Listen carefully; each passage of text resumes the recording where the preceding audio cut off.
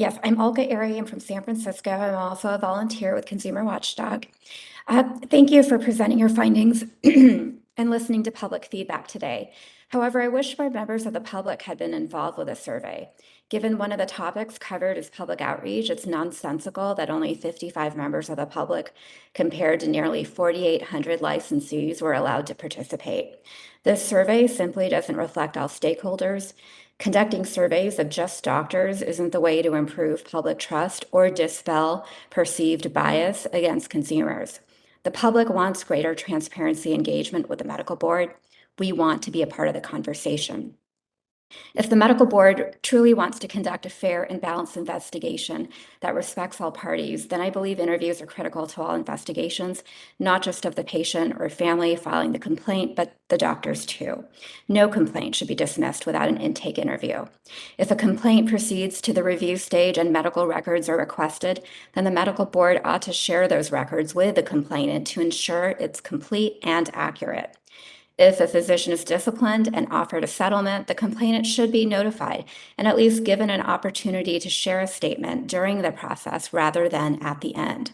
If a complaint proceeds toward disciplinary action and a physician appeals it, the complainant should be notified and given the opportunity to respond to the appeal in support of the discipline. By engaging victims and their families throughout the process, it helps bring them closure to a horrific ordeal.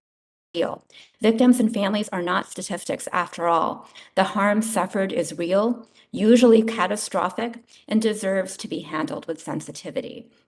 Complaints involving patient death should also go directly to investigation per the DCA complaint prioritization process.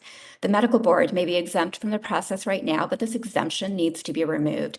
If this occurs with complaints against dentists and nurses, why are we making exceptions just for doctors? We also need an appeal process for complainants. Complainants are often given form letters that close their complaints without action with no explanation. Complainants can't speak with a medical reviewer to ask why or how. Given there aren't any interviews or engagement during the investigation, complainants are left in the dark. This has to change.